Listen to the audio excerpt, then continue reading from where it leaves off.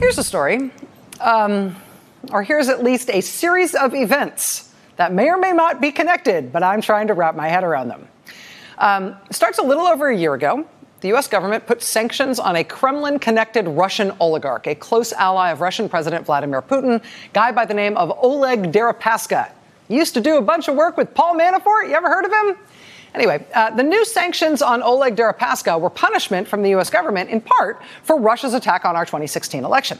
Those sanctions on him also included sanctions on Deripaska's giant aluminum company, which is called Rusal.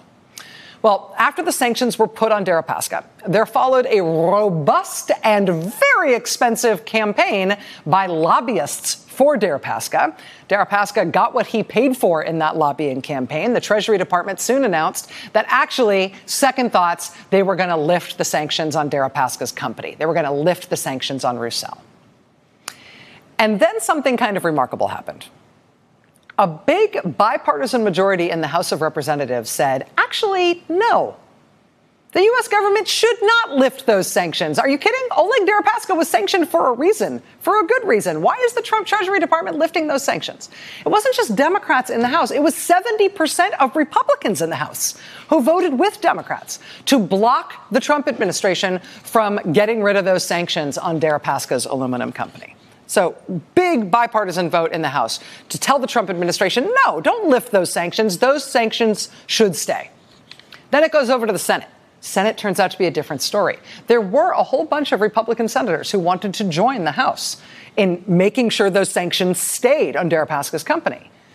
But the Senate Republican leader, Mitch McConnell, made sure that that measure met a swift death on his side of the Capitol. And so the Trump administration was allowed to, in fact, lift those sanctions on Oleg Deripaska's aluminum company earlier this year. Ka-ching! And since then, there have been a couple of notable developments involving Mitch McConnell. First, Oleg Deripaska's company announced last month that they have made a surprise decision to spend $200 million opening a new plant in Mitch McConnell's home state of Kentucky. It'll come with a bow on it. It's a project they say will bring billions of dollars and thousands of jobs to Mitch McConnell's state.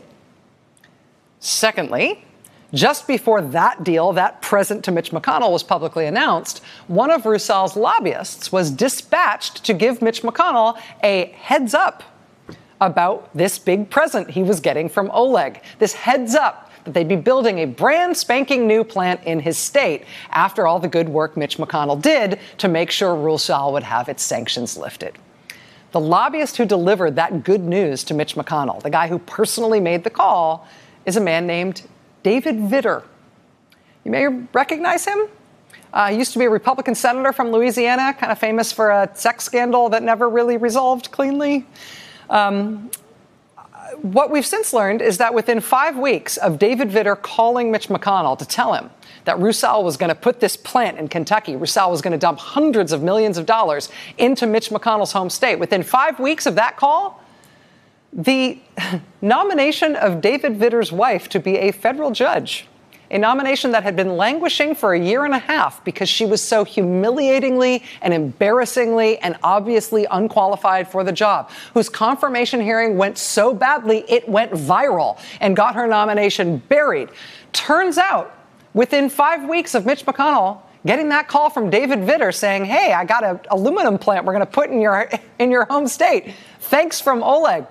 Within 5 weeks of that call, Wendy Vitter's nomination got pulled off the trash heap by Mitch McConnell, and Mitch McConnell expedited it, put it on the top of the list, and now she is a federal judge. For life. Must be nice. We contacted David Vitter's very fancy lobbying firm today. They do not dispute that David Vitter is the one who gave McConnell that heads up about Rusal putting the plant in Kentucky after Mitch McConnell did what he did for Rusal and Oleg Deripaska. When we asked David Vitter tonight whether there was any connection between that and his wife's subsequent surprise confirmation to a lifetime federal judgeship, he told us through a spokesman, quote, absolutely not. We put the same question to Mitch McConnell's office tonight, but we got no answer. McConnell's office says lifting the sanctions, of course, had nothing to do with the investment in Kentucky by the firm that he lifted the sanctions on.